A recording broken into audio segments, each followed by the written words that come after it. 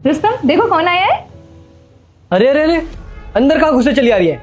बाहर निकलिए, वीडियो को लाइक चुपचाप बाहर निकलिए। कमेंट करना ना भूलेंगे। ये कैसे बात कर रहे हो? वीडियो को माँ है वो मेरी। हाँ तो क्या करूँ मैं? पूजा करूँ इनकी या आरती उतारूँ?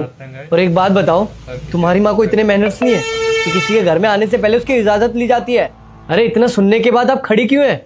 बाहर जाइए ना। तुम्हारा दिमाग तो ठीक है, ये किस तरह से बात कर रहे हो तुम मेरी माँ से? और मेरी माँ तुम्हारी माँ नहीं है क्या?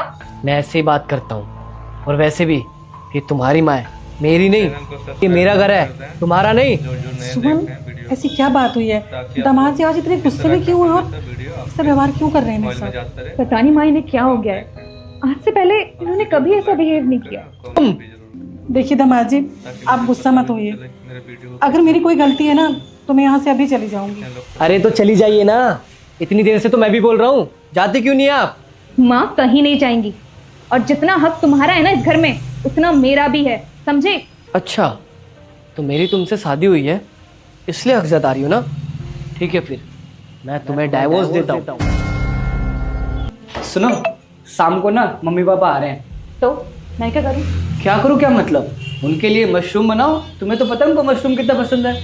अच्छा, मैं क्या उनको नौकरानी दिख रही हूँ कि वो कोई भी फरमाइश करेंगे और मैं झट से पूरी कर दूंगी?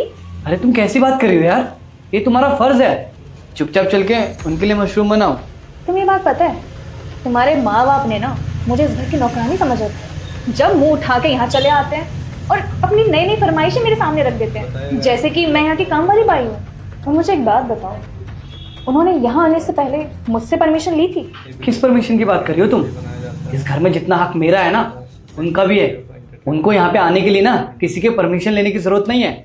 मैं तुम्हें एक सही सजेशन दूं, तुम अपने माँ बाप को धर्मशाला भेज दो।